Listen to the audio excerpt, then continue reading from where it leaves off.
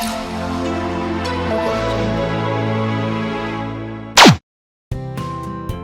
on the subscribe button to subscribe to our channel. Press the bell icon on the YouTube app and never miss another update. This session is all about why one should join civil services, and I will talk about the structure of the examination and if you have decided how you can proceed with it. So that is all, and of course you guys will have a lot of queries regarding the preparation phase or how to start, and we will deal with all those queries. So before I proceed with the session, we have with us Dinesh today, and basically he cleared his civil services examination in 2015. He is posted in Mumbai only, and this is his first job. So it was his first posting. He completed his masters in public administration from Osmania University, and he was also a research scholar there. So he did his PhD in mass communication, and I think he will be the best person to first tell you that why one should go for civil services. And later then I will talk about the structure of examination and all other queries related to optionals, books, and how to proceed with it. So please welcome Mr. Dinesh to the stage.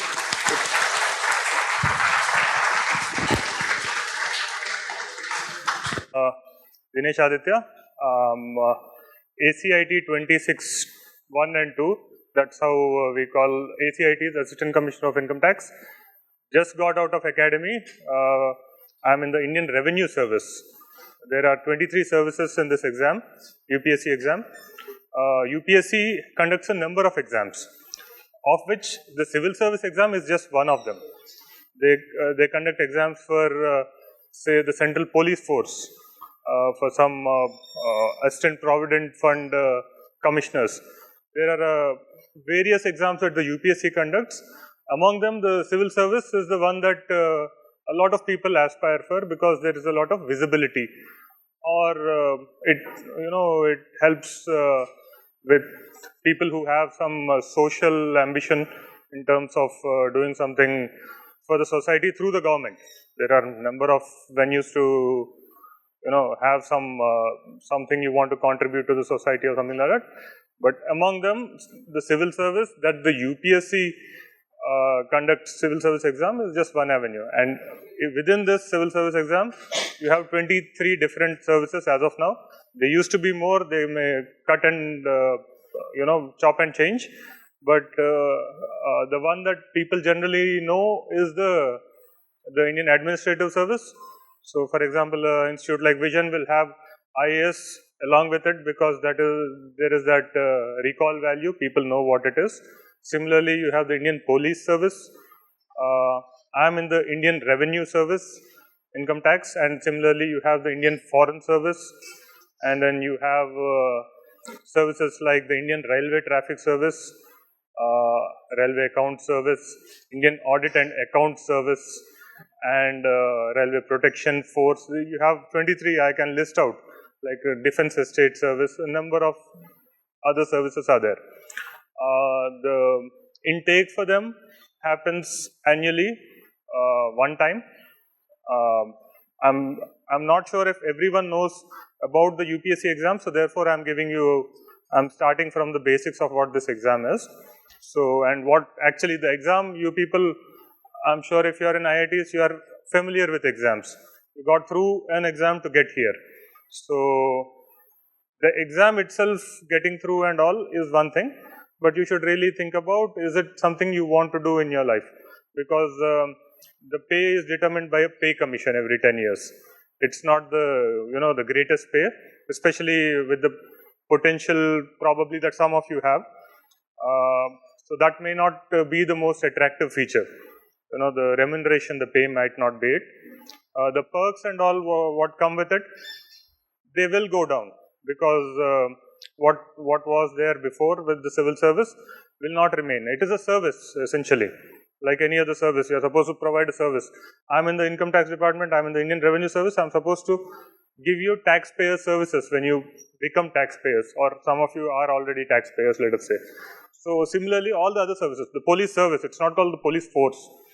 So in a sense, the motto of these services is that you are supposed to be of some value to the society.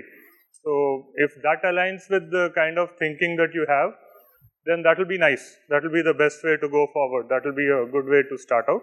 But you can also think of it in terms of, you want to experience some power which you would like hopefully to do good. So there are a number of different ways in which people take this sort of an exam.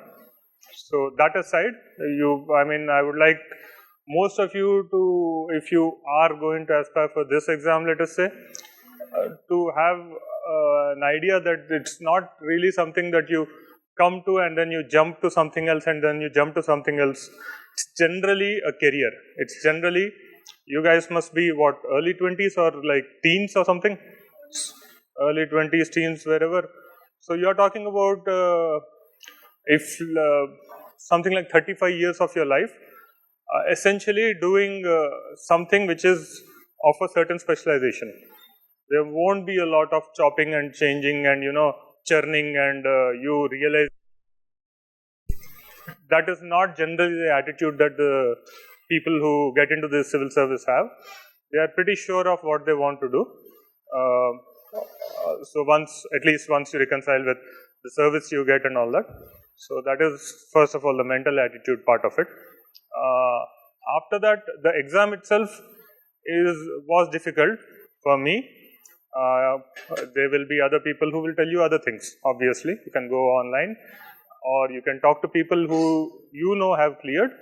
The feedback will be different, but the competition though is heavy.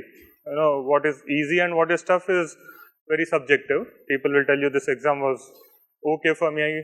For some people it's difficult. Some people did not clear and they've gone on with their lives on to other careers, or they've dropped in the middle and they've moved on.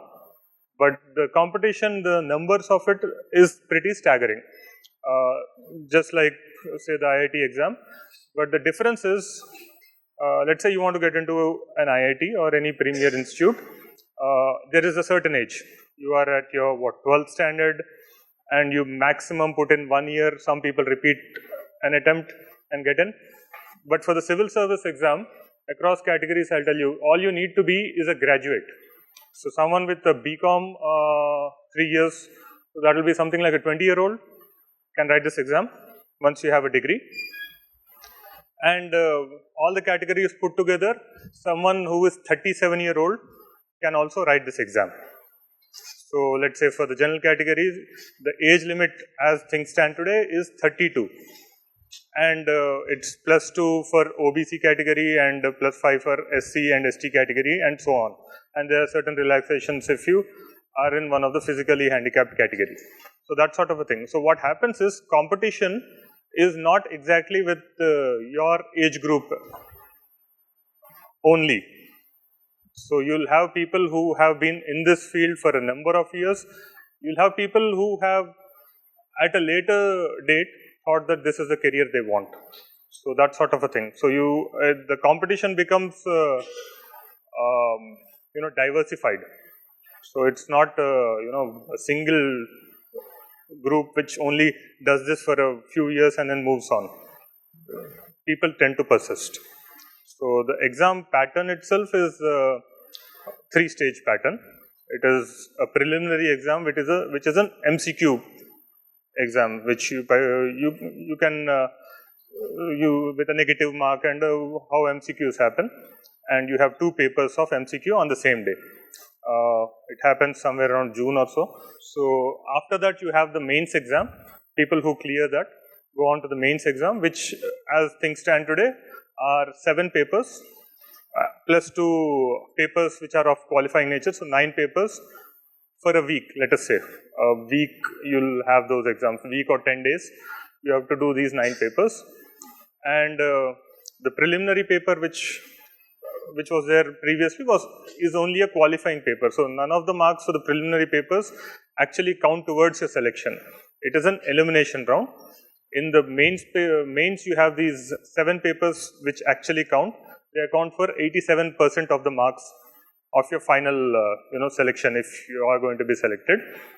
And then from the mains, the next stage is the interview, personal interview. It's called the what personality test, that's PT, that's what it's called. It's not called the interview or anything else.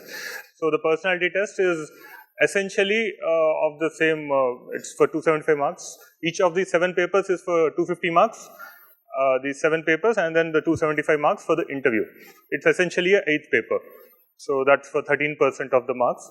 Now these, so the mains and the interview together constitute the marks for which you are appearing, and on the basis of which the merit list comes out. And depending on your preference of services and your position in the merit list, and how many people before you opted for the same service and therefore in your category it was exhausted, it's like your counseling process, you end up with whichever service you end up with. So for instance, I'll tell you, I was in the general category, I got a rank of 270. So what happens is, in the year I was selected, this is the Civil Service Exam 2015. So my first preference of service was IAS, then my second preference was IPS, then the Foreign Service, then Indian Revenue Service, and then the other services I'll not because I got IRS. So around till 95th rank, the IAS was exhausted. Then IPS finished at 226.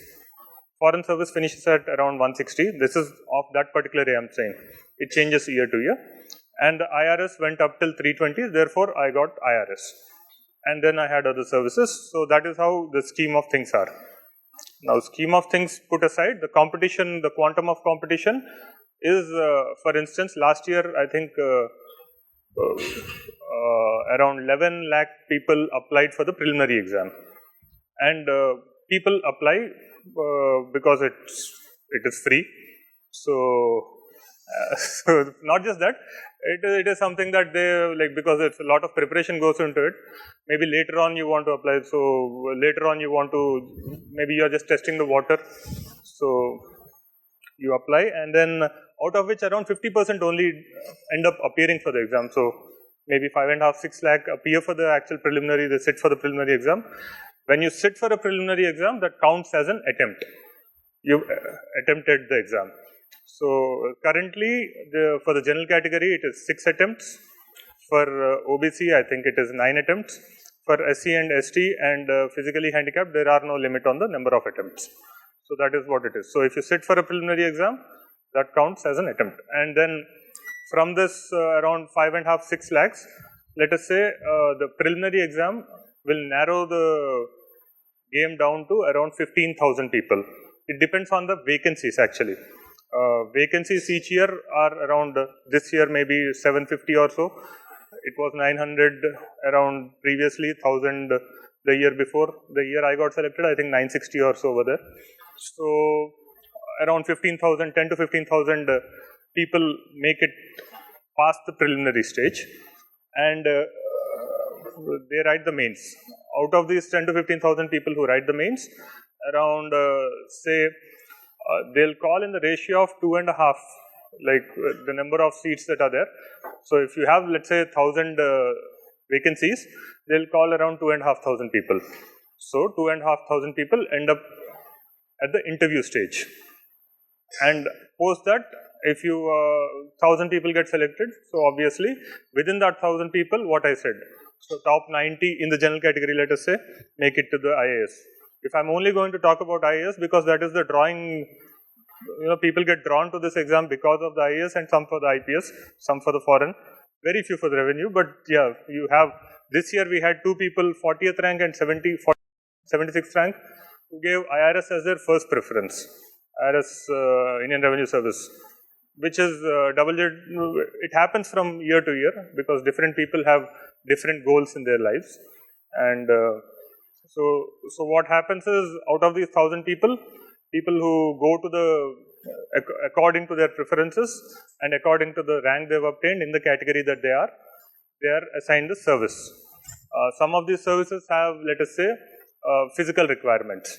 For example, IPS will have a physical requirement for men 165 centimeters of height, and let's say other forces like the Railway Protection Force, or they'll have some height requirements, vision requirements. For women, let's say 155 centimeters is their requirement. There are relaxations for candidates from the Northeast. So that sort of a thing, but very few for IPS and I think Railway Police Force, Pondicherry Police Force, the DANIX, the Delhi and the UT Police Force, that sort of thing. The rest of them, they don't really have any real physical requirements. They have a new BMI rule and there's a medical checkup, but pretty much it's okay. It's free for anyone who wants to get in. So that is the scheme of exam. I've people who are probably in the third and fourth year who are seriously considering this exam, they may be aware of it, but for the rest of you, that's the start point. Without any, what is that? People give you, this is just the basic of what the exam structure is. Now, what you make of it is something up to you. I'll essentially tell you that the mains exam determines, it's a written exam. By the way, the mains exam, I said the preliminary was a MCQ. The mains exam is a written exam where you have to write each paper. There are, the papers are one essay paper. All of these papers are for 250 marks. One essay paper. Then you have you have 4 general studies papers. So which gets split up into the first GS paper, which will consist of history, a bit of sociology and geography, and the second GS paper will have public administration, disaster management and some other topics of that nature, and the third paper will have economy, internal security. The second will also have international relations and that sort of a thing. And there's a 4th GS paper which was introduced in 2013, I think, which is the ethics paper. So that is 4 GS papers, 1 essay, that is 5 papers, and the 2 remaining papers are optional papers. Optional is a subject you choose. Any subject you choose, there will be 2 papers. For instance, I took anthropology as my optional paper. So similarly, you can take a number of papers. For example, if you people are in the mechanical, electrical or civil, these 3 optional papers are available in the civil service exam. So a lot of the people who write GATE and that sort, they also tend to also take these papers because they don't have to study something else. So other than that, you have around 20 literature papers. You can take one of the literature optionals that is there, and you have optionals from all across the field. You have medical science, you can take things like sociology, public administration, geography, history. Those are big, very popular optionals. You have a lot of coaching there and you get a lot of feedback from whichever optional you gravitate to. One thing to be advised is whenever you choose an optional, that is one of the things that people tell aspirants, is choose wisely according to, first of all, your interest, because it will take a long time to master an optional, because it's essentially something like a PG level exam on that paper, on that optional that you choose. So there should be some depth of understanding. One of the easiest ways to get some depth of understanding is if you are actually interested in it. Others will be more market oriented and then look at what fetches marks and all that, if you are into data and you go back and analyze and all that, which can be a way of doing it if you like to hedge your bets and all that. But it's a very dicey way of approaching something which is not at all certain. Because I told you the stats of, 1 million people applying and 1,000 getting in, which is 1 in 1,000. And if you're talking about IAS, then you're talking about 1 in 10,000. And let's say with there's a new cadre policy for IAS and IPS. If you're talking about a state of your preference of IAS, a lot of people think of IAS because they want to go back to their town and then show off. So that sort of a thing you want to do. Then you're talking about your home cadre, which probably if there are no vacancies in your category in your home cadre, you won't get. It doesn't matter if you're all India first or whatever. But if there is, then you're talking about something like top 10 or top 20. Then you're literally talking about 1 in 1 lakh. So in that way, if you want to scare yourself, that is the way to go. You talk about stats and scare yourself and get out. Because you don't see an opportunity there.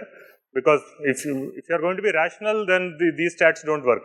You have to be a little bit, not crazy, but You have to have unreasonable amounts of self-belief in the face of failure. I got this rank after I had attempted for 5 times. There are six available. This was my 5th. In the meanwhile, I am a BTech Computer Science from Hyderabad. I used to work in Wipro I worked in Wipro for 2 years. I worked in State Bank of India as an assistant manager. I did MA in Public Administration from IGNOU distance. Then Usmania, I did 2 other degrees, PGs. And I was enrolled for PhD. I was JRF scholar. All of this I was doing because this was not happening. So that is what it is. Now that's how I coped with time, because you have to have a backup in terms of, that's my takeaway from this exam, because you have to have a backup. You have to, at some point of time, you people will be out of college. There are, I am sure, enough people who are independent now also, but in the future you have to be independent. Get out of college, there is no mummy, papa. So that is, I mean, it's not a scary thing, it's the reality of life. Whoever has got you here has put in an effort, and it is, the onus is on you to, whatever. So if that is the case, then you have to make a wise choice. You have to look at this exam as an investment into yourself, reaching your potential maybe. So that sort of a thing. I have, with the service I've ended up with, IRS, I can tell you that right now I'm in Powai. This is the first time I'm in, not IIT, in Powai. I have been given, I told you 26, right? 26-1 is my circle. 26-1 and 26-2. Now these 2 circles are in the IRS thing. The whole of Bombay is broken down into different regions. And 26 region is Sakinaka, Kurla. These are all new words to me. I'm not from here. I'm from Hyderabad. So Sakinaka, Kurla, then Sion, and Powai. So I am the assistant commissioner of income tax for this region, where the IIT falls. So, but if anyone is running a business or a firm, or you're running an income, other means, it will get boring. But and if you are in this region, and if your name starts from A to L, then and your income is above 20 lakhs, then I am your assessing officer. So that sort of a thing. So you have to make sure that, so in that sense, my boss told me to, at some point of time, go to your kshetra ko jao and you take stock of your jurisdiction. So as an outreach program. So I'm thinking, I'm tempted to say this is my outreach program. In that sense, I'm telling you all to please pay your taxes. Tell.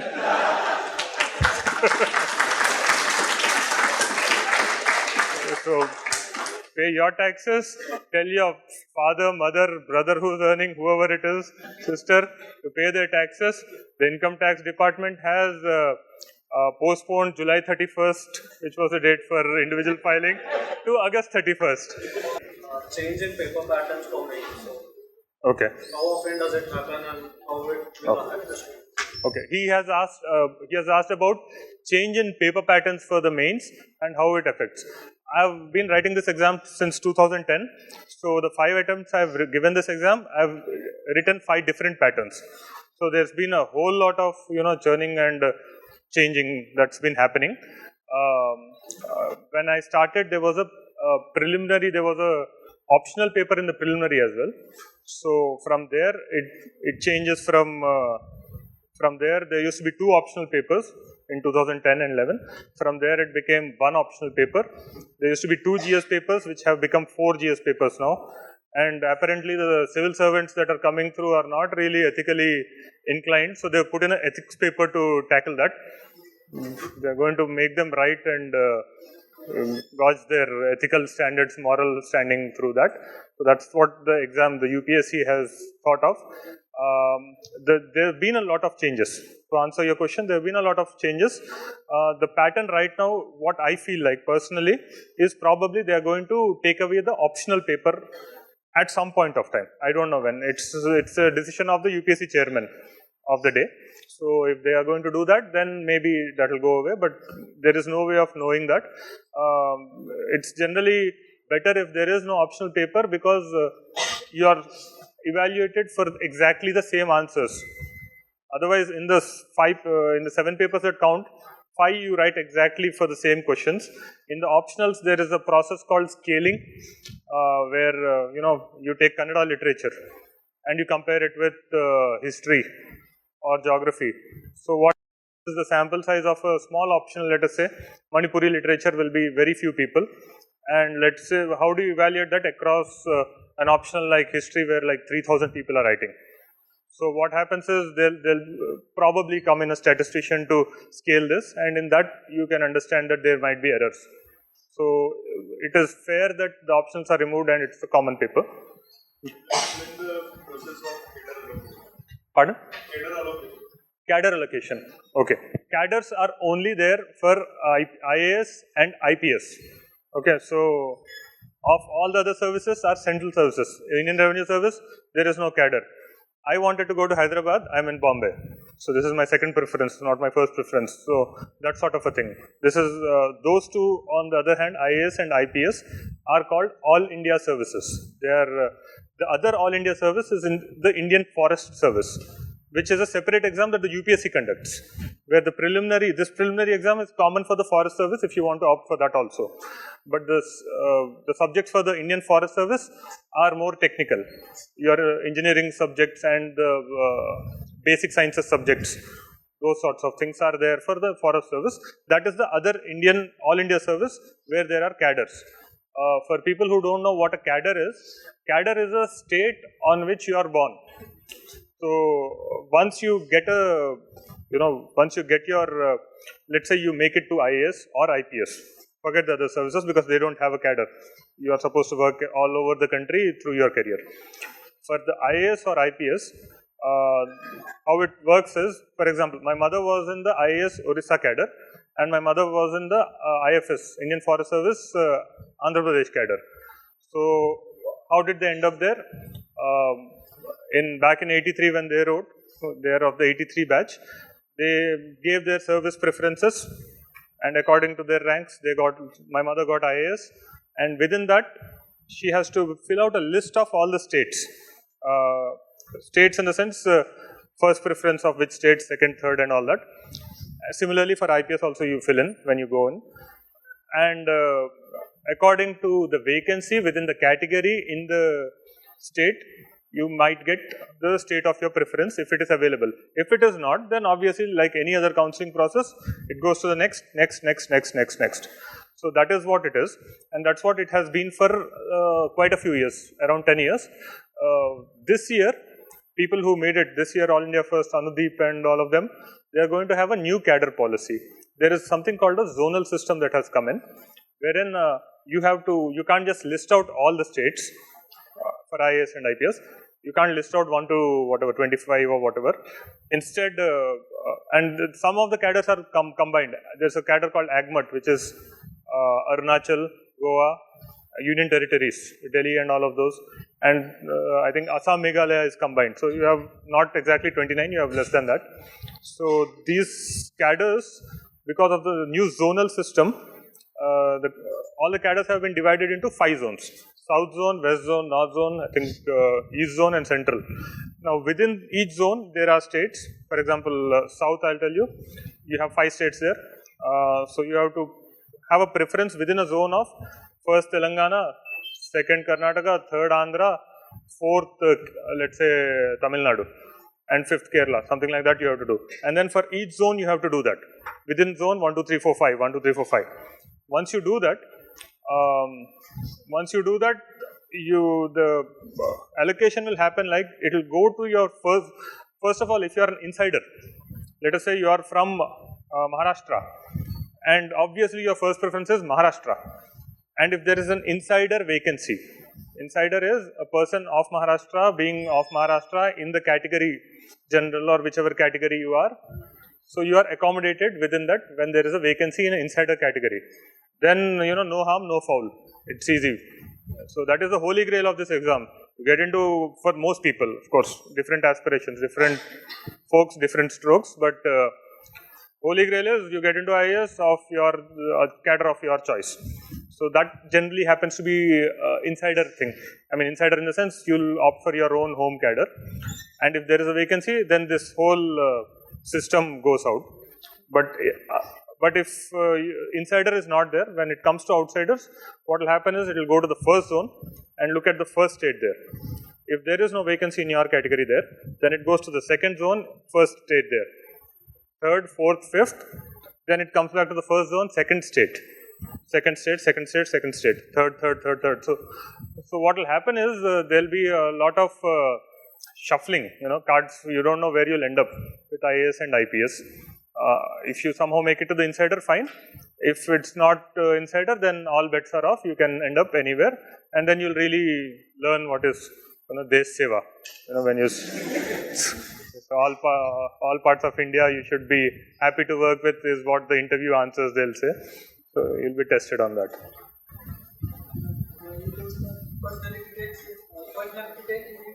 Personality test, yeah. What kind of personality? Okay, so he's asking about personality test. The personality test is, it's not prima facie it's not a knowledge test, because the mains exam and the preliminary was a knowledge test. So the personality test is not really a physical appearance test, because look at me and look at all the people who made it, they're not the most beautiful people you've ever met. So in that sense, it's not exactly about physical appearance at all. They're looking at, probably, aspects of personality. On basic things like what your parents look at you, be honest, tell them when you don't know, say no, those sorts of things. Have some, try to make an effort to answer. Don't be too shy, don't be, basic things. So it's a personality test. The way I looked at personality test is I did not prepare, because what will happen is probably I'll prepare and I'll try to say something, and then it's a half an hour or a 40-minute exercise, and the people sitting in front of you are experienced. This one UPSC consists of around 10 members who are constitutionally, UPSC, there's a chapter in constitution on UPSC. So they are appointed and they have security of term and all that. It's a constitutional body, and the people who get appointed are either top bureaucrats or top academicians of the country. And each of the board which you go to, UPSC, the head of the board is one of the members of UPSC, and they call at least two or around 4 people who are either from academics, professors and such, or top bureaucrats who are available. So they are sitting there. They have an experience of doing these interviews all around the year. They don't just do, as I said, only civil service exam. They have other exams that they do all across the year. They do this day in and day out, the interview process. So you are there and you can't scam the system. You are not the only one with a brain. So you have to probably think about, what you talk about in general. It's not something that it's not, see, I've also done, by the way, I've gone to SIBM to do an MBA. I dropped out of that also at one point of time. So I've done those also, CAT types, JMET also I wrote. Back then it used to be a different exam. So there you have a lot of young fellows. When I was also young, you want to, show how smart you are. There is how you want to stump someone with an answer. That sort of an attitude is there, which may not work. Firstly, because the people who are sitting in front of you are very experienced. They're exactly, the way I looked at it, they are my dad's age and exactly my dad's attitude. So there won't be a lot of tolerance for bullshit. So if you are trying to, and the second thing is, and if you are actually smart and you get away, imagine someone else before you got away with being extremely smart. They, dropped jargon. They asked you about your mechanical engineering or whatever, and you said this and that, and the computer science you said blockchain or whatever. What they'll do is the next aspirant who comes in, they'll turn that answer around into a question and ask him. So that might be you. You might not be the fellow who actually gave a good answer. You might be the fellow who is on the receiving end of a good question. Now you are stumped. How does this old man know all this? That is their experience of doing a lot of interviews. So you can't really, at least the way I looked at it, you can't really rig that system. The interview part, I don't think you can rig it. What is some current affairs in the exam? Current affairs will come in GS 1, 2, 3, those are the 3 papers where you have some current affairs, especially 2 and 3. So 2 and 3 is essentially, if you are talking about Indian economy, you should be able to, relate it to current affairs when you're writing, because the question itself will be like a small para, right? In the current scenario of that sort of, if you go ahead and see some of the question papers, I'll encourage you to do 2 things. See the syllabus thoroughly and see previous papers. These are the 2 things which are the start point for preparation. Current affairs will be inbuilt into the GS papers, especially GS 2 and 3. And essay, you'll have to, sprinkle current affairs here and there whenever you're writing an essay. There are 2 essays. Within 3 hours, you're supposed to write 2 essays. So you will obviously sprinkle current affairs data here and there. With current affairs, the pitfall is people get too much into current affairs. You start reading newspaper, whatever, Hindu, the vision material and the insights. There's something called Insights on India, which is pretty popular in the last few years. Or the vision material is very popular for the preliminary and all that. Or other materials that you'll get to know. People go to Delhi and they get to know and all that. So you do that, but then there's a thing that you have to think about: what is the amount of time you're spending on current affairs versus actual output because exactly of current affairs. So that is something that that metrics doesn't really always add up for all the candidates. Achha, about the job you're asking. Fine. Right now, I came directly from the office. Like directly in the sense directly. I didn't even know the venue and all.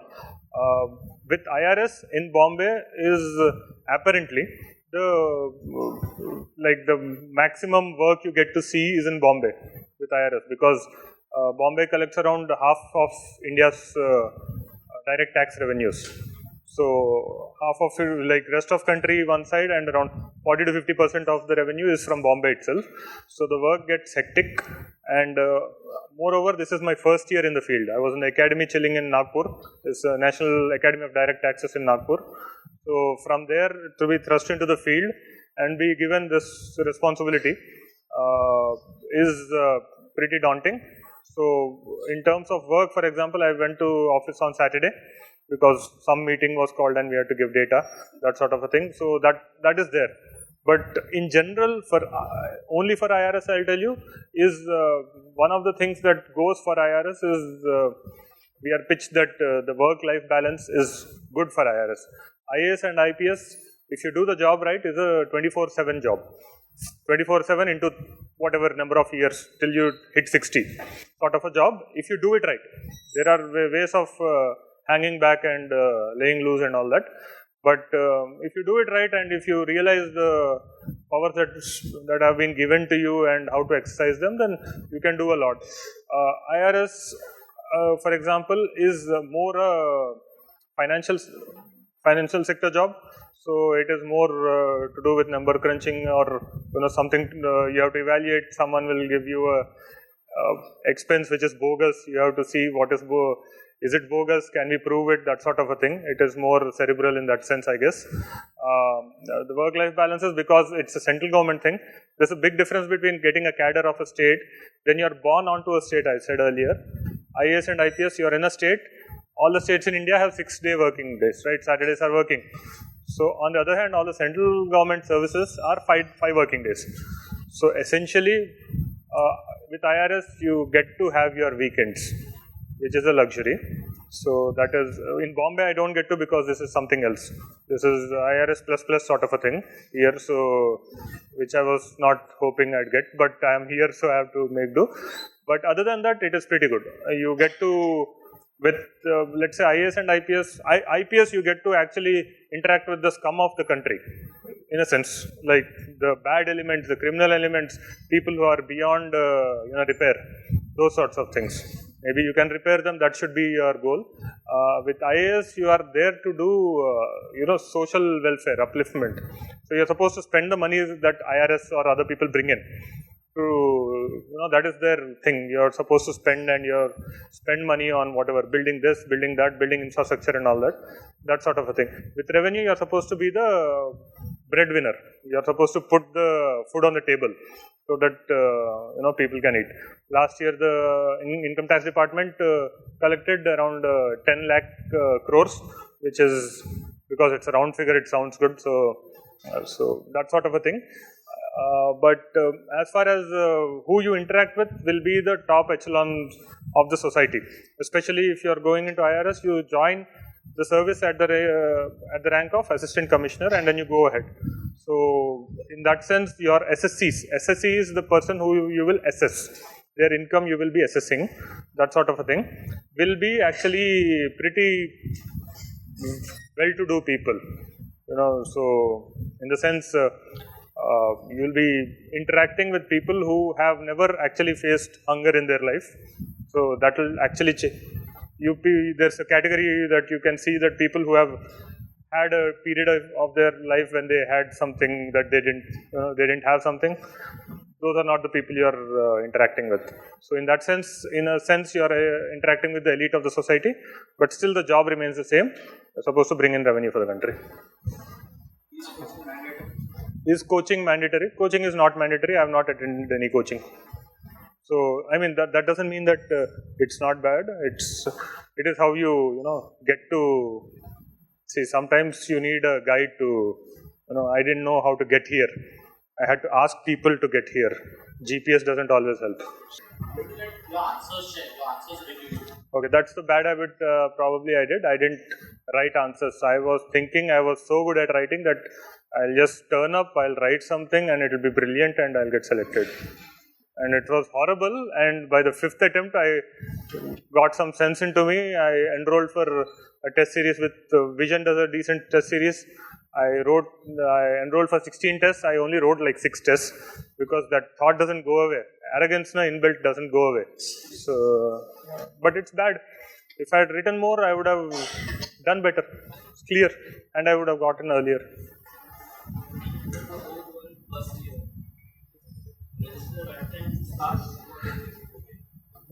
If you are in the first year, then it's the right time to have fun. So avoid ragging and have as much fun as you can. I guess if you are in the first year and if you are a compulsive sort of a person who has some social sort of outlook to all your thoughts, that sort of a person, that is the personality you have, then maybe this is a choice that you should think of. You can be a social entrepreneur also. You can go to TISS in Bombay. You can do a PG there if it's purely to do with something social. But this is something where a systematic government, it's a democracy.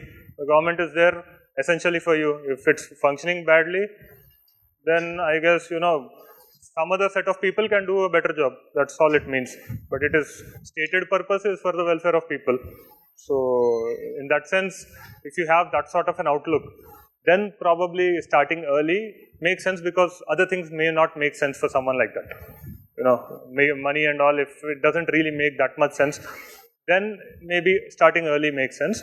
But otherwise, I would suggest for someone in first years, second years, you should explore all the options that you have.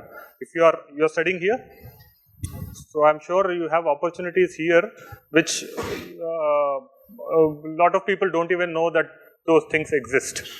Whatever incubation cell or fancy French classes and all that. So people from somewhere else, they don't even know they exist. So that actually gets translated to how did you misutilize the opportunities you got here. So you have a lot of things that you can do here. You have a lot of brilliant people from all over the country coming here, very ambitious sorts. So and you are in a formative phase. You are still in college. Some of you, I don't know, you just got to a voting age, that sort of a thing. So you have a lot of other problems also. Figure out all the opportunities that you have. Talk to a lot of people in the sense that on the corporate side, what do you have? In your engineering field, what do you have? This is just one of the avenues. So as you go along, if you still gravitate towards something like this, then it makes sense. But like I said, if it takes 2 attempts and 3 attempts and you cannot look at yourself as a failure, if you have a tough time to ever reconcile with failure, then probably this sort of a thing will be really hard for you to take. You have to bounce back constantly, and you only get a chance of redemption the next year. You can't so that sort of a thing. So there's some sort of fortitude in personality that you should have, and some sort of shamelessness also along with that. Some people will tell you that write the state civil service exams, go to the US, do an MS, write GRE, whatever, 100 different things. All of them are true. You have people successful in them, happy in them.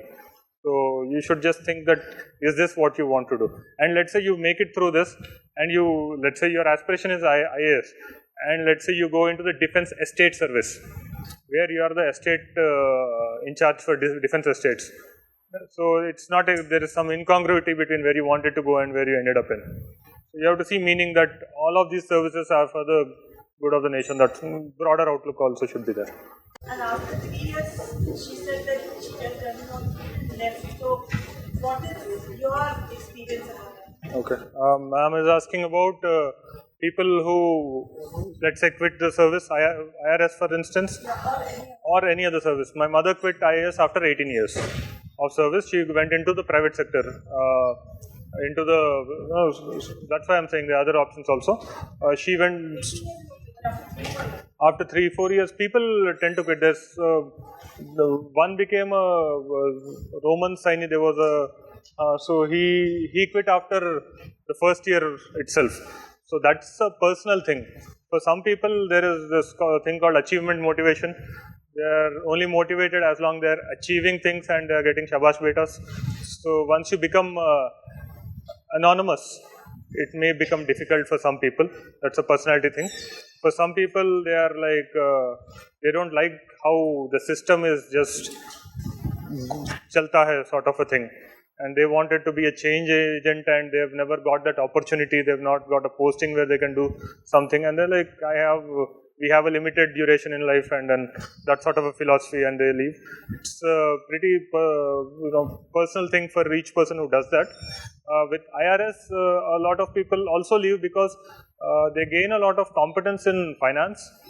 Actually, because I see a lot of seniors, they're really good at, because they're supposed to catch people who are very cleverly trying to conceal their income and that sort of a thing. So you are supposed to be an investigator in that, then you become really good at finance if you are up for it. And then they have a lot of opportunities outside also, outside the government. So they might also like to explore that. So we see a lot of VRS, voluntary retirement scheme, people from IRS moving into the private sector because they are pretty competent. That is one good thing with IRS, is the kind of exposure you get with finance is that makes you something that a lot of the pure finance people will not have. So that's it.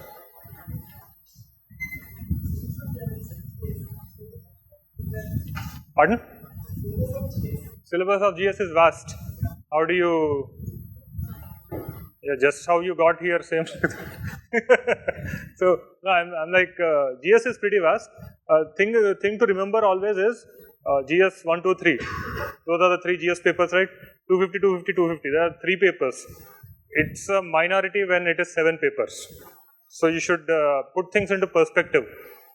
3 papers versus the rest. If you're doing, a lot of people will do so much of GS, then they'll forget that the ethics paper is there, which you can do a lot of havabazi and get a lot of marks also. You can write some airy-fairy moral sciencey things and you can get a lot of marks also. But it's not, that's not the mandate why they put in the ethics paper. Ethics paper is to check that you are not a crook, that sort of a thing. But GS by itself, you have to make sure that you don't overdo GS. But without GS, one of my attempts, third attempts, I was lacking in GS preparation. I overdid the optional. So it's like you're DJ, you are on the turntable. You have to mix it right, you have to get this right, that right, everything right, so that you can get the right mix. With GS and with current affairs, there is a tendency to overdo it, because a lot of the GS papers are also optional papers. Let's say history you have in the GS is limited, whereas the optional is vast. If you are confused between that material and this material, the limited scope and the complete scope, and you start reading that, then you are overdoing it. So that sort of a thing might happen. So you have to check yourself before you wreck yourself.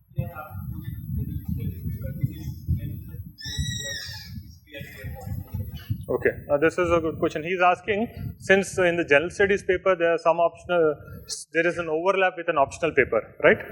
So is it beneficial if you take that optional, because that will cover up some of the general studies syllabus? Yeah, it is true, prima facie it looks logical, it is true, but picking an optional because there's a little bit of general studies there may not be exactly the right way to go if you do not like the optional in the first place. So you have to first look at because optional by itself is 2 papers, 500 marks. Now history, let us say you take 500 marks there, and here in general studies 1, the history portion will be around 1/3, so 80 marks. So to have marginally better answers in the 80 marks. So see, the topper in UPSC exams generally they'll get like 50% of the marks. So 50% is your all India top. So that sort of a thing. When I cleared, I got like 45% marks. So overall. So look at that, 80 marks history paper in GS1. In 80 you get like 40, you've done extremely well. Let's say. That if you're, from what you're saying, if you have a history optional, you'll get those 40 marks or even 50 marks. I don't, I'm coming in from anthropology, but I'll do some cursory reading and studying of history as well, right? I'll probably get 35 or 42. So you are getting an advantage of 10 to 15 marks, right, because of that. Whereas you are committing yourself to 500 marks of that subject. So you are like sink or swim with that subject. If that subject somehow does not interest you, then you're gone. You keep on writing this exam. It's like Groundhog Day. Every day it will be, every year will be the same thing again and again. That sort of a thing. So instead, pick your optional according to like a spouse that you would like to, keep with you.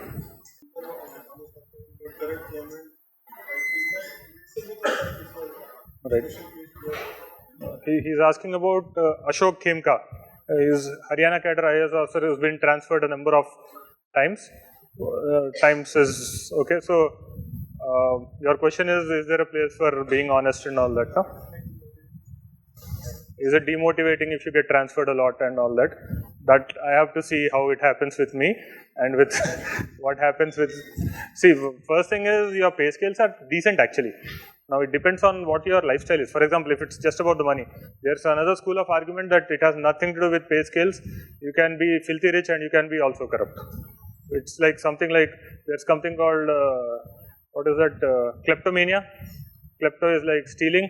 So even the richest, like Hollywood actresses, Winona Ryder, she stole something from a shop somewhere, supermarket or something, and she was put on trial. Now she, in her peak when she did this, she was getting like $10 million per movie. Why did she steal a purse or whatever? Because she likes the thrill, the kick that she gets from stealing. So those sorts of people, you put them in government, you put them in private, you put them in a bus, you put them in a local, they'll do this. So there is no remedy for that. For other people who think it's purely because the government doesn't pay enough, if you think that, then don't get into the government. Simple. Especially at your age, you have all the options open. Or if you think that the money that is provided is decent, CTC, third and fourth years will know. CTC, for example, what at this level I am making, undersecretary is the rank. All IAS, IPS, IRS, whoever at this level you join, you are essentially undersecretary rank. What CTC I think is around 8 or 9 lakhs. That is what you make. With what are the perks that you have in Bombay, for example, IRS, you have a vehicle, which is obviously hired. It's not a government vehicle. It's hired vehicle for the government. That sort of a perk you have. You have a decent office. For example, I have been given a quarters in Goregaon, near that Oberoi Mall. Income tax quarters is there. Someone from Bombay told me that, let's say, the same quarter outside, if it were not a government quarter, will be something like 40-50,000 rent wise. So we get it on our HRA. So if you add it up to your CTC, it will be more, that sort of a thing. So those are the perks that you have probably. But you should have a discipline of living within your means. That you would know because you are also handling your own finances. No? But if that's not why you get corrupt, because the money is not enough. If it is a kleptomania thing, then God help you.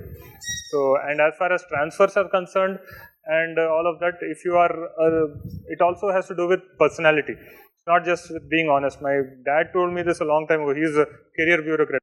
He's been in the Indian Forest Service. So he was in establishment at a time.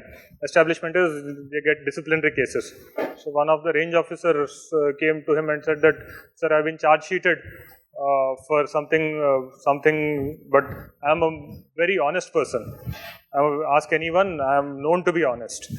So my dad, then what you do is you don't talk to the person, you look at the charge sheet. He read the charge sheet, and it has to do with being incompetent and dereliction of duty. That's why he's been charge sheeted. So honesty is not a badge of honor. Honesty is not something, if you're bad at your job, doesn't matter if you're honestly saying, I don't know. You're bad, you're also there to be competent. So that sort of a thing. So if someone is being transferred and all that, maybe it's because of, not gelling with the system or not being able to work. Something is broken there. So you can't comment.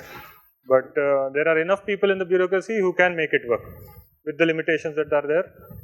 Because see, you're running the government in a sense, in your own small fashion. You take little pride in what you do. In terms of you're given this, you did a decent job, you can go to sleep, that sort of a thing. If that is okay with you, then that's fine. But if it has to be flashy, and you have to go around telling people that, I tried to do this, but these people got in the way and therefore I was transferred and all that, you also need a psychotherapist for that. So, this postings or this change which you see, is it as a deputation or permanent? As a deputation. For IRS, for instance, I can go on a deputation to a particular ministry. We had people coming into our academy telling us that they've been on deputation to Ministry of Environment for 10, 15 years. So it's not permanent, but you are good at your job and people around you know it and they want to retain you, they'll find ways to retain you. So that sort of a thing. You can also get into the state government. Same thing, deputation wise. That is that.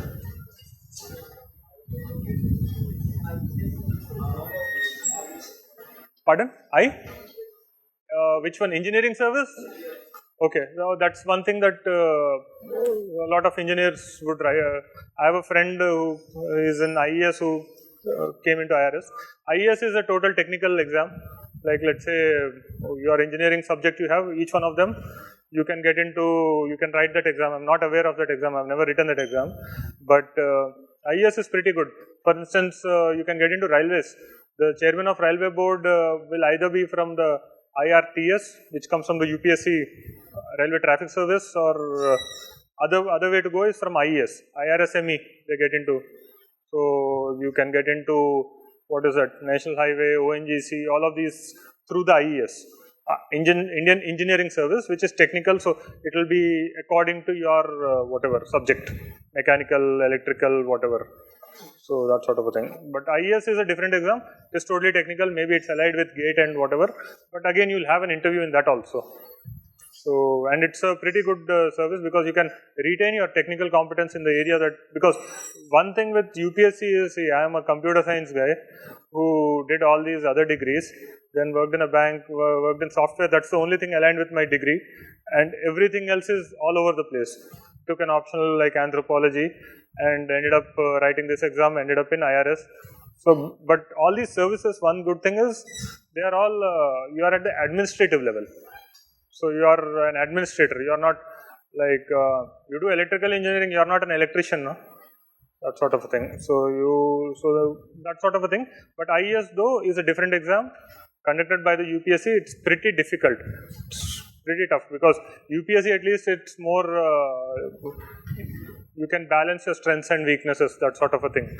You don't like one subject, you can read a little less and can cover it up by doing really well somewhere else. IES, I don't think there is any place to hide. It's on your subject and people from not just IITs, from all across engineering colleges will aspire for that. And it is, the pay scales are similar to this, or different. Yeah, syllabus is vast. He's asking if the syllabus is vast. Essentially, how do you start, no?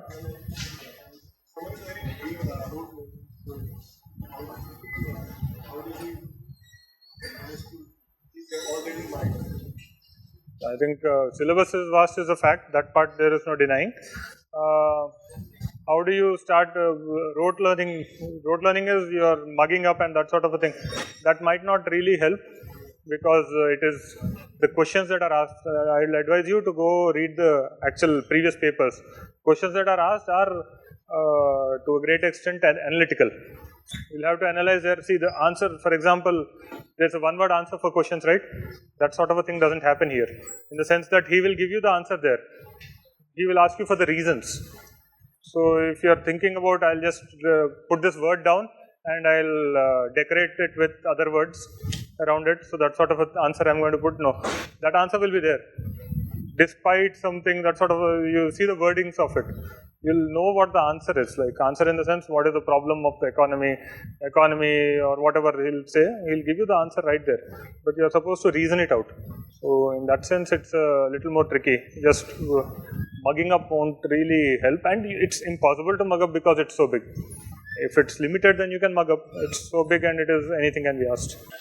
So yeah, how you can start? I think you can start by reading NCERT, basic NCERTs.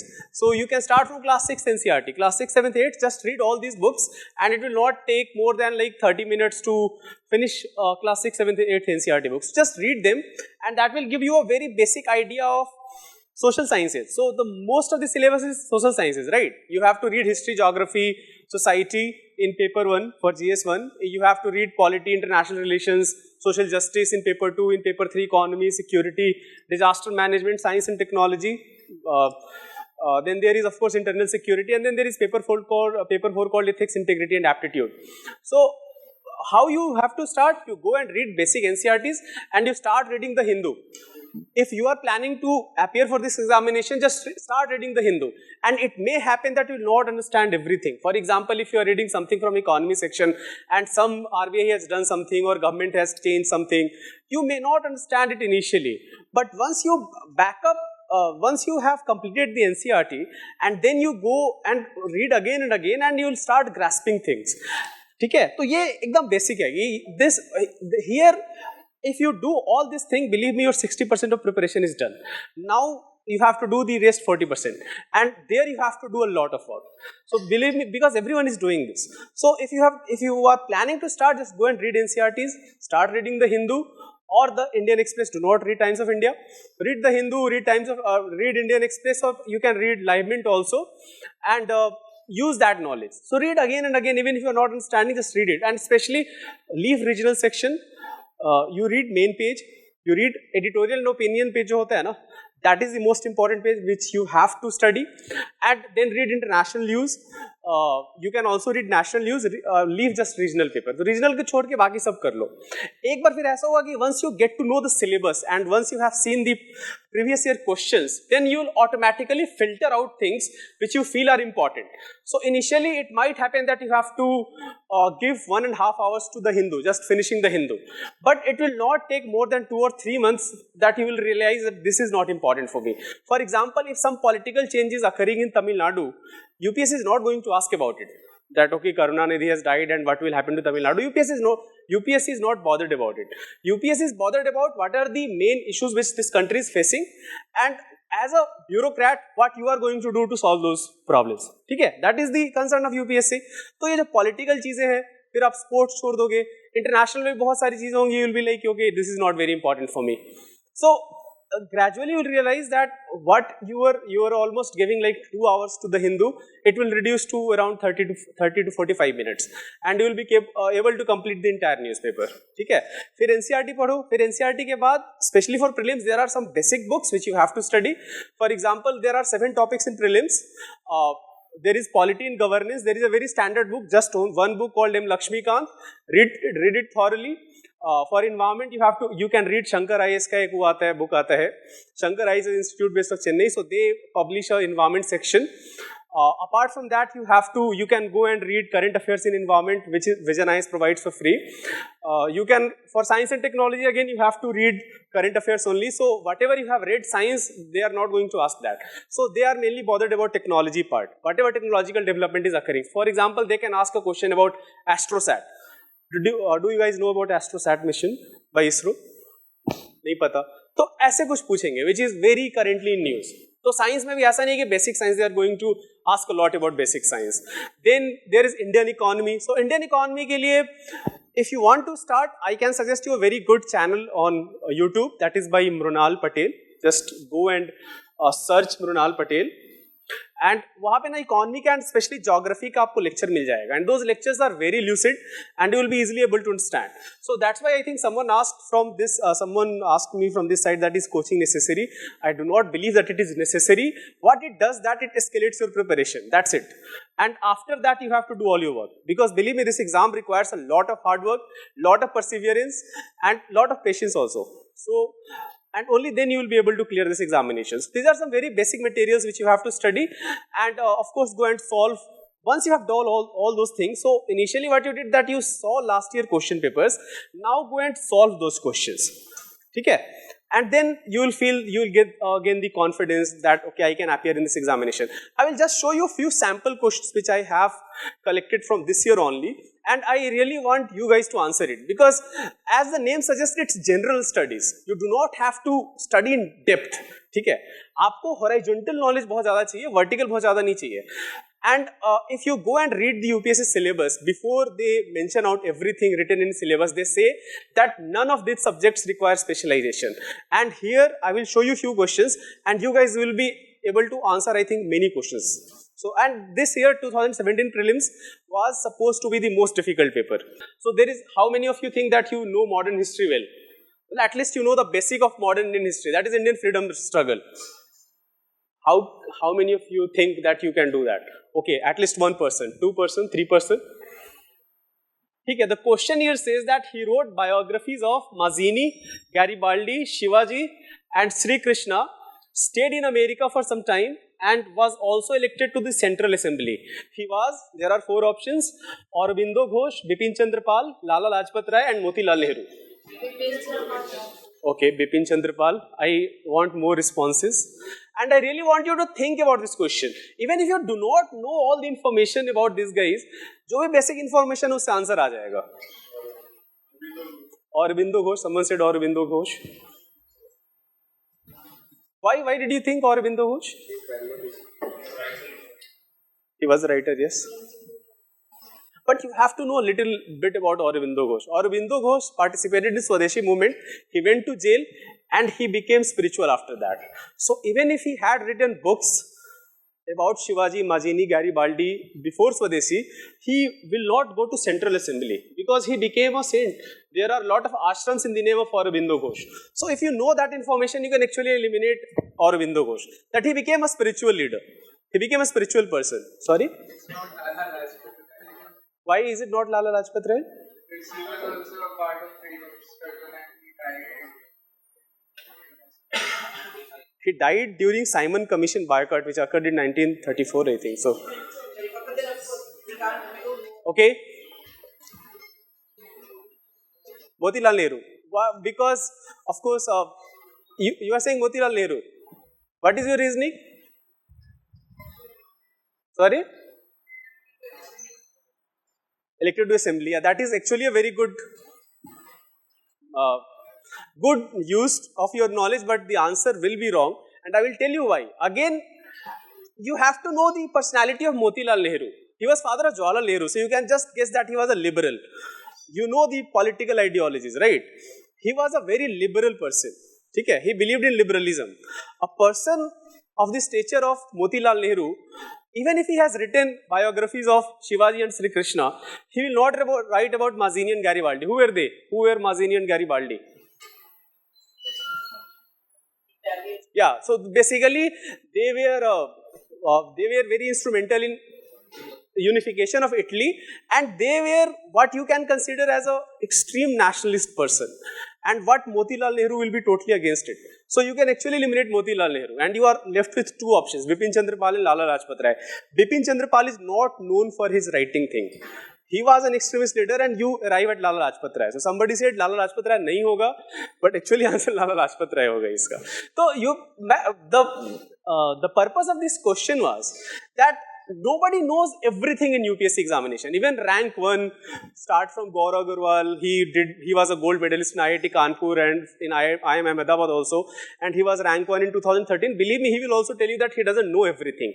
What you have to do, that you have to use your basic knowledge and you have to use your aptitude to eliminate options and to arrive at the right answer. So that is how you prepare for prelims examination. हम mains के भी कुछ questions देखेंगे, but before I have few, I'm not going to all the questions, but I just want to, current affairs का question I'm just asking you. The question is, very recently in which of the following countries have lakhs of people either suffered from severe famine, acute malnutrition, or died due to starvation caused by war, ethnic conflicts? The options are Angola and Zambia. Second option is Morocco and Tunisia. Third is Venezuela and Colombia. And fourth is Yemen and South Sudan. Come on, this was quite simple, right? If you are reading newspaper, you know about it. Again, there is a simple question. The term two-state solution is sometimes mentioned in the news in the context of the affairs of options are China, Israel, Iraq, Yemen. Israel, ठीक है, Israel-Palestine conflict. तो मुश्किल question होते हैं, but बहुत सारे easy question भी आते हैं, ठीक है. There are, of course I have not noted the difficult. एक थोड़ा सा technical question, I just want to ask if you will be able to answer it. थोड़ा सा टेक्निकल क्वेश्चन है. This is from current affairs. Consider the following statements. You all know about Aadhaar card, right? So the first statement is that Aadhaar card can be used as a proof of citizenship or domicile. And second, once issued, Aadhaar number cannot be deactivated or omitted by the issuing authority.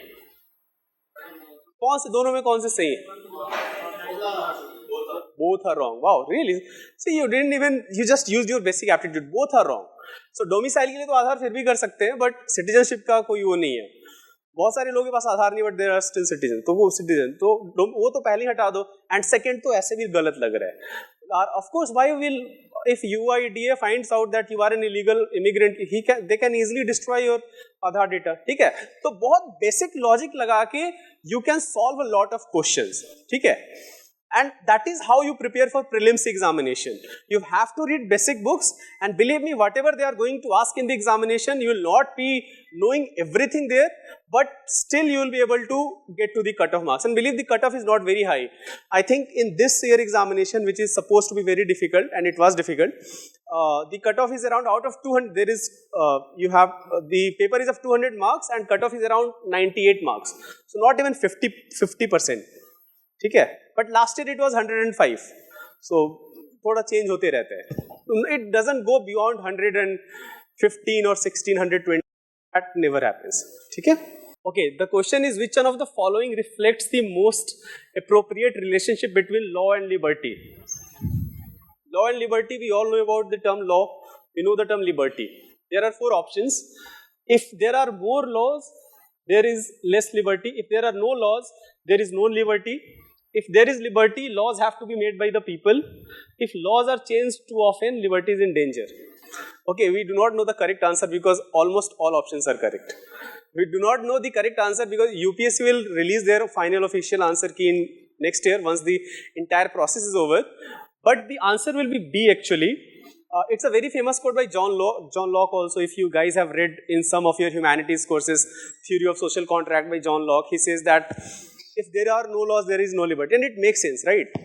We are born as an individual, but we come into a society by some sort of rules and regulations. So if there are no laws, there will be no liberty. C is also a very good option, but the most appropriate answer will be B. ठीक है? तो ये prelims के थोड़े questions थे. Again, अब now I want to come to mains question. आप उस पे भी देखोगे कि you haven't prepared anything, but still you will be able to write few points. जैसे इस साल का question है. These are questions from paper 1 and paper 2. So there are 4 paper of GS. In paper 1, there is Indian society, Indian history, which also includes art and culture. Then there is geography. ठीक है? So this is questions from Indian society.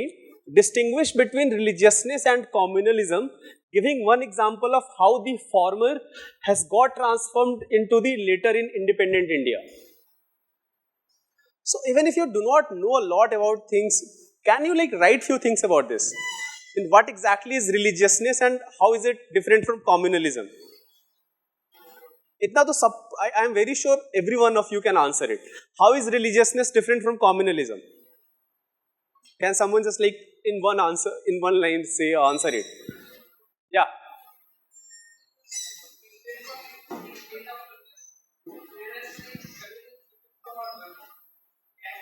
Sorry, I'm last. What did you say in the second part? You have Personal consumption society. exactly. Religiousness is very personal thing. For example, if somebody is using chandan or somebody is keeping beard, that's his personal choice. The moment you consider the other religious group as a threat, as a group of people, then it gets transformed into communalism. Okay? Here you are not acting as an individual, you are acting as a group, and even if you are acting as a group, it's okay. But you are acting as a group and considering the other group as a threat, then it becomes communalism. So that is how they are different and how it has transformed the former into later. आप वो भी लिख सकते हो. Okay, I will not go to all the questions. Okay, there are few questions from paper 3 and paper 4. Okay, so paper 4 in 2013 they introduced this paper called Ethics, Integrity and Aptitude. They, quite innovative paper and some very basic questions, very how would I say? Just see the questions and you will realize the type of questions they are asking. For example, the last question I am reading here: young people with ethical conduct are not willing to come forward to join active politics. Suggest steps to motivate them to come forward. अब इसके बारे में आप लिख सकते हो कि नहीं? You can write few lines about this question, right? Why are young people not? The first part you have to write that why are young people not coming forward to and joining politics? Even if you all complain a lot about problems in society, right? Problems in Indian politics, we complain about corruption, communalism, बहुत सारा कुछ हो रहा है अभी country में. But we are not willing to come forward and join politics.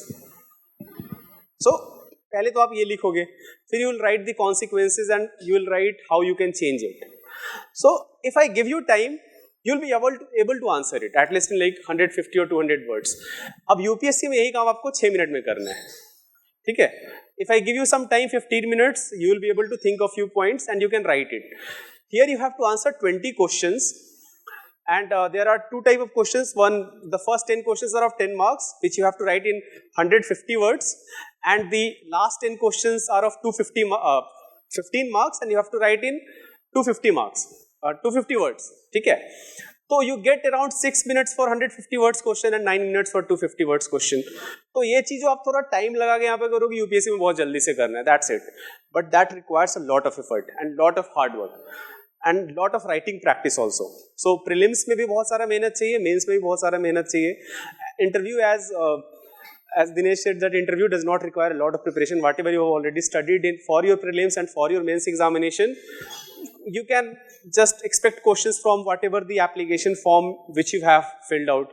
For example, they can just ask that why is IIT Bombay not in top 200 ranking? Okay? And there is a new policy by government that we are going to award three IIT Bombay, IIT Delhi, and I think non-existent Geo University is in ISM Bangalore. I think it's Geo University which has got Institute of Eminence. Yeah, in private universities. So they can just ask you, do you think that this policy will change something? So they can ask very basic questions like that. Whatever, because they will see your education qualification, they will see that you are doing BTech or MTech from IIT Mumbai. So कुछ भी ऐसे question पूछ सकते हैं. They can ask questions from current affairs. So interview is something which does not require any preparation. I will not use the word any, but it does not require a lot of preparation. But in prelims and mains, you have to work really hard. Okay? So that's it. So do you have any questions related to preparation or anything? Yeah. So suppose in exam, there will come question on board which you have absolutely no idea. I guess you will not have the question on arbitration and conclusion and so do you write something or do you leave it thinking that this may frustrate the exam? Two strategies.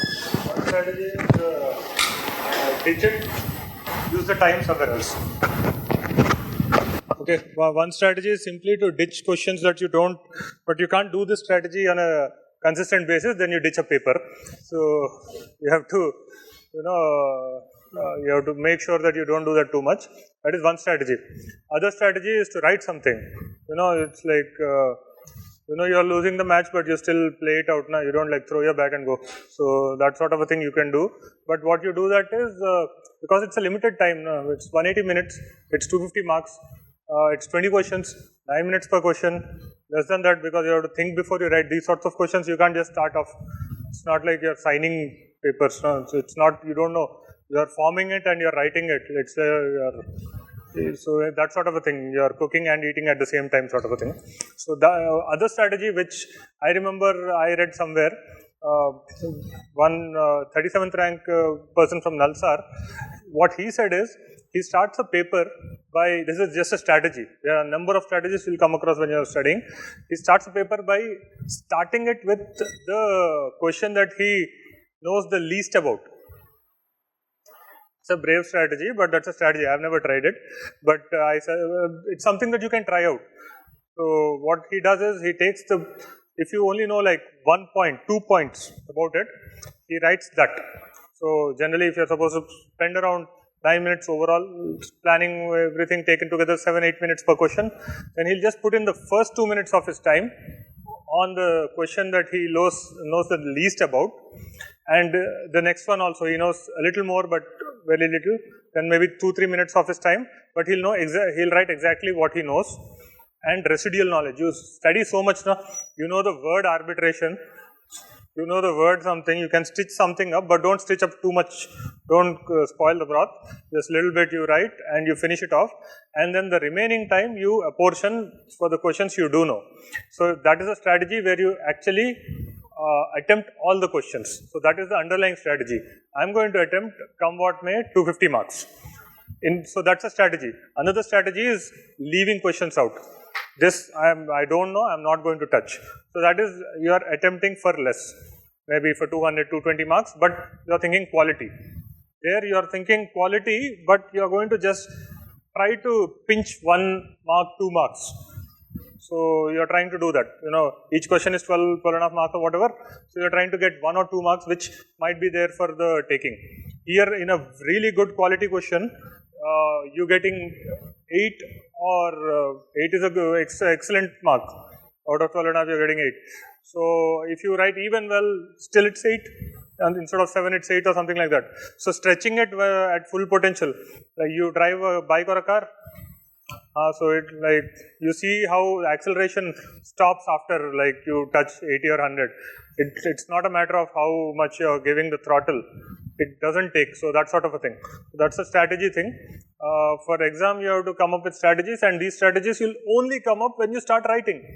So you can't like sit and think of these things, and it will only, these sorts of things, other people's strategies will only make sense to you when you have written something and you looked at time management, that sort of a thing. So you take a call on this. On different papers, you can have different strategies as well. On one paper, you can go for example, optional, people try to attempt everything because they have studied so much. Even in the things they don't know, they know a lot. Because in their now expert opinion, they don't know. But in a layman's opinion, they might know a lot more. That sort of a thing. I also have few examples for that. For example, this year there was a question in paper 1 that how cryosphere affects the climate of Earth. Okay. Now many people who do not have geography as an optional do not know what cryosphere is. Okay. And what they did, I know few students, what they did, just they read the Hindi translation and it was written that cryosphere is Himank Mandal and Himank is basically ice. Okay. And they guessed it from there and they realized, okay, they are talking about how our poles, Antarctica and Arctic, how they affect the global climate, and they are able to answer it. So you have to be very smart when you are attempting the paper. So that's there. Will the examiner get frustrated if it back? No, it will. It depends how. I will give you one more example. जैसे एक और question था कि Gupta's numismatics. इस साल का question था numismatics. You know numismatics. What is numismatics? So Gupta's numismatics is unparalleled. ऐसे ही कुछ था कि in ancient Indian history. अब आपने आर्ट एंड कल्चर आप कितना भी पढ़ लो, nobody reads about numismatics. Who reads about numismatics? You read about dance, you read about music, you read about architecture, but you do not read about numismatics. But still, you know what type of era Gupta was and what happened after Gupta. Once Gupta empire declined, you know that all the kings were very. I think only Harsha was more powerful after Gupta. Before that, between Gupta and Harsha, there was not a single powerful ruler in North India. In South India, there were. So, आप थोड़ा सा guess करके कर सकते हो कि कैसे गुप्ता के डिक्लाइन के कारण रिसोर्सेज कम हो गए. फिर आप ये लिख सकते हो कि हाँ जो कॉइन्स थे उनकी प्रॉपर्टीज क्या थी. So you can be smart there. ठीक है, so you can be smart there, but do not try to be over smart, and you can actually attempt the good paper. But if you are able to think at least few points, if you are not, just leave that question. That's a step. One thing just adding is, one thing helped me was I was doing my PhD, so I was evaluating answer sheets from my students, the subject I taught. So in that sense, if you ever get an opportunity to read other people's answers, toppers or other people, that might help.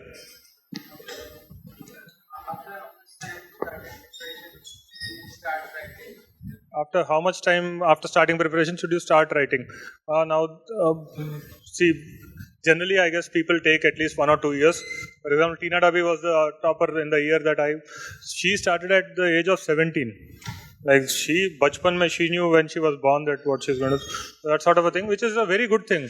You know, people laugh at ambitious people. Ambitious people are driven, motivated, they know what they're doing. We are all jealous, that's all. So, in that, so that it's good. It's good if you start early. You start late, you'll end up like me. So basically, you have to first, there's a barrier. You know a lot, but you're not able to translate that knowledge on paper. And that you have to cross that barrier, and once you start actually writing, you will realize that you are actually better than what you think. I know many students who are like that. So you have to cross that barrier and just think, okay, whatever I am going to write, but I am going to write. Okay, that should be your attitude, and start as soon as possible. एक बार थोड़ा सा basic अगर पढ़ लिया, जैसे history पढ़ लिया, just go and read past UPSC questions, and at least whatever you have read, just take one question and try to answer it. Whatever time it takes, you have to answer in 10 minutes in UPSC, take half an hour, but write it. That is the strategy. I'm not sure, are you advising writing out answers or seeing practice? Because no matter how much you write, like the questions are going to be different, right? So how exactly? Writing practice, what I wanted to do in the attempt is, writing practice by itself is a discipline. While I'm talking, for example, it's a similar exercise in writing. You don't want to repeat yourself. So you repeat yourself in writing, just like we do it in talking. So what happens is, as an evaluator, you notice it. When you're writing, you don't notice it. What you're doing is you're constantly putting pen to paper. But those are habits of writing that you need to recognize. Forget the content of what you're writing. So you fall into a rut in writing practice. You know the language, you know words, you know grammar, so you can always create sentences. But they should all lead and align in the same direction. That doesn't always happen. So, for example, you have a really good point to an answer. You want to actually showcase it. That a lot of people do that. And then in the showcasing process, the actual point will appear at some other point, like after the audience has decreased and everyone has left, after that the point comes in. So that sort of a thing will be a problem. But so you're saying even in this exam, in the mains exam, the writing style is important. It's not just the content, but how you write. Getting the point across is important, and like in the sense that they've asked something, we should make sure that we've not exactly a trailer, but you should make sure that they know that what is coming is meaningful. What is coming will answer what they've answered. So in the initial phase itself, you should establish that you do not bullshit. And because that also sets the pace for the rest of the paper. And another thing with this exam that, especially with writing, is previously when I was in the initial attempts, for example, they used to give you an answer sheet like everywhere else. Now it's a printed answer sheet and you have limited space. And the answer is supposed to come in exactly where the question is, right? You have a space, whatever given, right? Only there you are supposed to write. So with that, your discretion in terms of you trying to showcase a good answer in the beginning is not possible. Your best answer may actually only be possible to put in the page in which it is supposed to be. So those sorts of showcasing things become a little more difficult. So you have to get in sync with that. So it's not like if you have a shabby answer in the front. But one thing is you also have to trust the wisdom of examiners. They're all professors. They've all seen this. They're not like fresh. They have done this. So even if you do like mistakes in a couple of answers, later on you do better. You have to trust their wisdom also a little bit that they understand.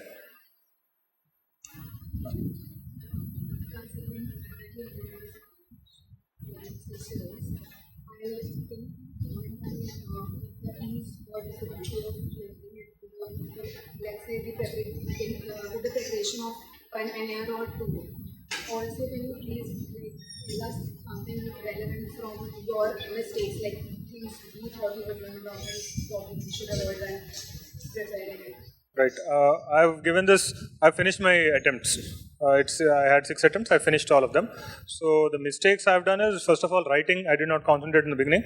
That happens with not majority, almost all of them, because they think that the prelims is important, and prelims is a needle in a haystack sort of a scenario. So with that, what happens is you overemphasize on prelims, on trivia, which is actually in real life unimportant. Like the questions that we saw, like you can always trivialize what we saw. What is this intersection set between that and who went to US, whereas he's done that? Where does it help? So that sort of a thing. But that's what you have to do to see. UPSC is a HR agency, HR recruitment agency, government's recruitment agency for the top bureaucracy, and nothing wrong with them. Only problem is there are too many aspirants. There are too many people wanting the same job, and there are too few jobs to accommodate their aspirations. So in that sense, the prelims is tough. But problem with the aspirants is they know, see, all of them have a mind. They know that without prelims there is no mains. So it doesn't matter how motivated you are and how well you are doing the answer writing. You don't get through this hurdle, you are not called for the party. So you overemphasize prelims, and that is what happens. And by the time you get to mains, you are underprepared, undercooked. So that is the cycle, vicious cycle. Every year it happens again and again. And as it happens, prelims gets tougher every year. My failures, for example, on 5th attempt I got selected. I have one more attempt. So I'm like, I was actually relaxed because after 5 attempts, thank God I got selected. Otherwise, PhD. So I was thinking, 6th attempt I was relaxed, but I thought I had enough residual knowledge for the prelims. On the 6th attempt, I flunked prelims. On the 4th and 6th attempt, I flunked prelims. But on the 1st, 2nd, 3rd, and 5th, so it's become a little random and dicey. And it's understandable that people will be afraid of prelims. But the thing to do is, even if it does not make sense to you at the stage where you're preparing, to keep writing for mains. You have to think that at some point of time, not some point of time, at this time when you're giving the prelims, you will clear. And after you clear, you shouldn't have a empty chamber. Like you should have bullets to shoot.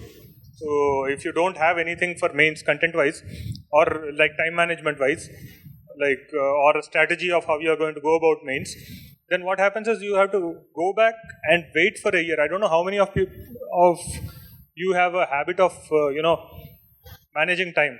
So time in the sense, not the exam time, the time between now and the next year when you are given another shot. And in that time, things happen in life, in your personal front, in your so many fronts. So people tend to fade away. So when you are given the opportunity, prelims is extremely important because that is make or break. But if you are only doing that, then you are compromising on mains. And once you compromise on mains, that is all the marks. That is 87% of the marks. It's all gone. So that sort of a thing. Failures will happen. Even in you would take the first ranker, 5th ranker, he'll also tell you things he could have done better. So that sort of a thing. It becomes like a obsessive compulsive disorder type of an exam.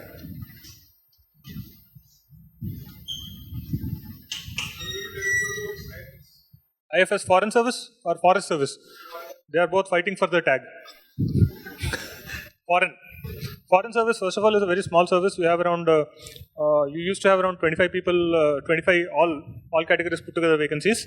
And for the last few years, there were 45 and something like that. It's a very small service by itself. What will happen is, at the cost of sounding, it depends on what are your aspirations. Foreign service is exclusively a diplomatic service. You are posted in other countries, so that's a shift away from what you are used to. You are a phone call. You are not a person anymore. You are posted in Angola or wherever, no? So you have to be prepared for that. People who like traveling and all, no? Traveling you can do on weekends. You don't need to put your life to traveling. So that sort of a thing. So if you actually find meaning in international relations and diplomacy, those sorts of things, then foreign service is a thing to do. I have friends who got into foreign service after the attempt. My batchmates who didn't leave IRS, who got foreign service but they didn't go to foreign service because they knew that they had family obligations. They had other things to take care of. Some ladies, for example, I mean, they find it difficult to find spouses because of the patriarchy that is there. For gents, it's easier to find spouses who will go along with them to wherever. For the ladies, it becomes difficult. So those sorts of sacrifices you are supposed to be willing to make for foreign service. And another thing is the pay is different. You go there, they'll give you something like a minimum salary of that country. So it's not like you are like living the high life of that country. You are living the low life of that country. So, but then foreign service, you have to seek meaning in something like 1-2-3 agreement and all of those, no? Nuclear deal, India-US nuclear deal. Who negotiated it? It is the IFS people, no IAS people, no IAS person. Foreign service people did that. So if your ambition is like world peace, foreign service.